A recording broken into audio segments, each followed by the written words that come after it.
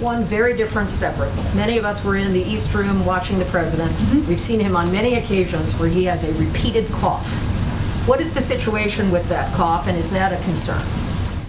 It's not a concern. We have a doctor who travels with him, obviously, who checks in if it is ever warranted, and certainly that continues to be the case, as it has been since the beginning of his presidency.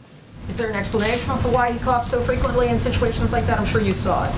I did. I don't think it's an issue of concern. I think there are a range of reasons why we may need to clear our throat, or we may have a little light cold, and that's certainly something that presidents, elected officials, reporters, spokespeople can confront, but it's not an area where we have a medical concern.